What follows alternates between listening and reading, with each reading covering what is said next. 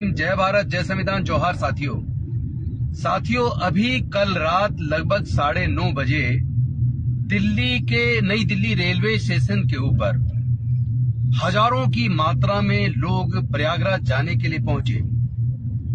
जिनके 2 tier AC या 3 tier AC थे वो भी ट्रेन में आसानी नहीं चढ़ पाए और इतनी ज्यादा भीड़ थी। हर घंटे 1500 जनरल टिकट भी बेचे गए। सवाल ये पैदा होता है कि वो जो वहां भगदड़ मची वो क्यों मची? भगदड़ के लिए जिम्मेदार कौन था? रेलवे क्या पूरी तरह तैयार नहीं था कि महाकुंभ चल रहा है और लोग आस्थावश दौड़े जा रहे हैं प्रयागराज? क्या रेलवे को पता नहीं था? क्या केंद्र सरकार को पता नहीं था या उत्तर प्रदेश की सरकार को नहीं पता है? आखिर इंतजामात क्यों नहीं किए गए? पुलिस कहां थी? क्या व्यवस्था पूरी तरह रेलवे की ध्वस्त हो गई?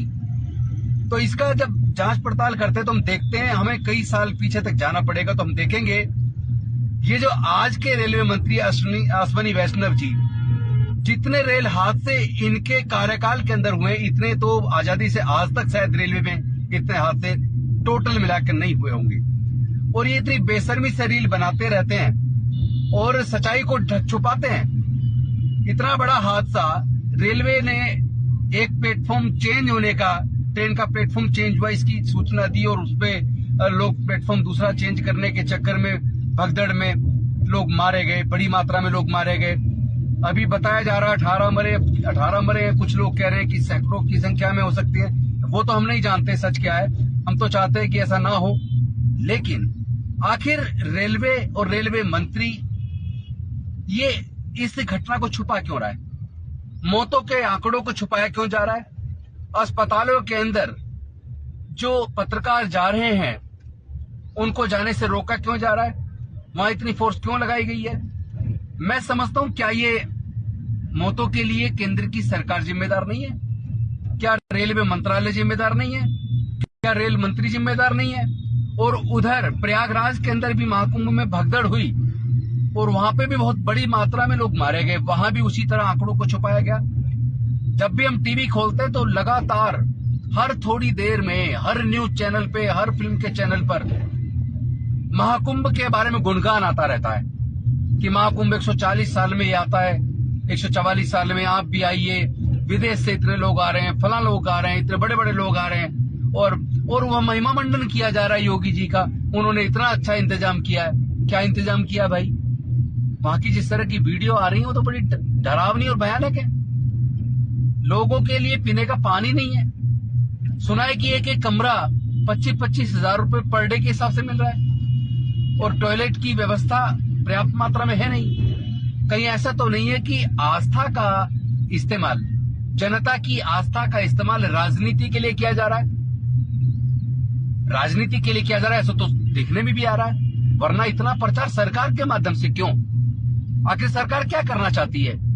लोगों की आस्था, लोग जाएं, हर साल जाते हैं, उसको इतना बढ़ा चढ़ा के दिखाना, उनको आकर्षित करना कि जैसे कि ये अवसर फिर कभी मिलेगा नहीं। तो ये सरकारें आखिर कब तक जनता की जनभावना का इस्तेमाल, उनकी आस्था का इस्तेमाल अपनी राजनीति के लिए करती रहेंगी? और फिर आए दिन इसी तरह लोगों की जान जाती रहेगी। राजनीतिक लोगों को और सत्ताधारी लोगों को कोई फर्क ही नहीं पड़ता और तनिक सी शर्म भी नहीं आती। आंकड़ों को छुपाने से आपको मिलेगा क्या? क्या सच छुप जाएगा? सच तो सबके सामने आ रहा है। कितनी बड़ी मात्रा में लोगों की जान जा रही है, कितना आपका जो प्रशासन है वो कितने बुरी तरह फ्लॉप हो रहा है, आपकी व्यवस्था कितनी खराब है और आप ऊपर से लोगों को लगातार इनवाइट किए जा रहे हैं और लोग भावना बस आस्था की वजह से जाते जा रहे हैं। तो मैं समझता हूं कि देखो, अगर मैं ज्यादा कहूंगा तो आप कहेंगे किसी की आस्था पे हमला है। मैं किसी की आस्था पे हमला नहीं करना चाहता। सबको अपनी अपनी आस्था के प्रति पूरी आजादी भारत का संविधान देता है और सबको अपनी आस्था है, उसमें तो किसी को कोई अड़चन होनी भी नहीं चाहिए, हमें भी नहीं, ना किसी और को होनी चाहिए। लेकिन आस्था का इस्तेमाल, लोगों की आस्था का इस्तेमाल राजनीति के लिए नहीं होना चाहिए। जिस तरह टीवी पर लगातार ऐड आ रहे हैं महाकुंभ को लेकर, वो कहीं ना कहीं राजनीति से प्रेरित नजर आता है और राजनीतिक गलियारों के द्वारा, उनके शासन के द्वारा इंतजामात नाकाफी है यहाँ तक कि बेहद बदतर हालत में है। ऐसे में अब आपको फैसला लेना है कि केंद्र की ऐसी सरकार या राज्य की सरकार या बाकी कोई भी सरकार किसी भी पार्टी की, क्या उनको खुली आजादी होनी चाहिए लोगों की आस्था का राजनीति के लिए इस्तेमाल करने के लिए?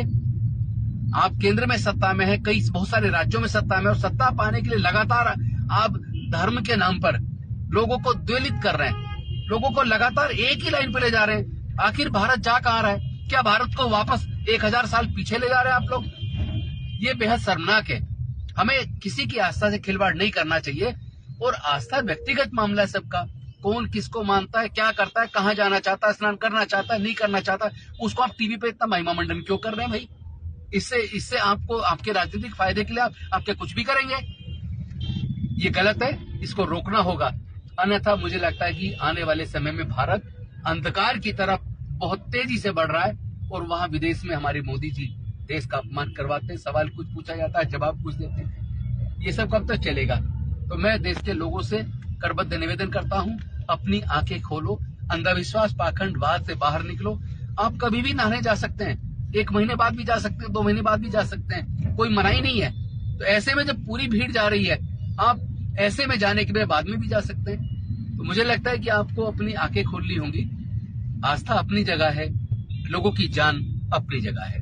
बहुत बहुत धन्यवाद, शुक्रिया, जय हिंद। और ऐसी खबरें देखने के लिए सब्सक्राइब कीजिए हमारे यूट्यूब चैनल को।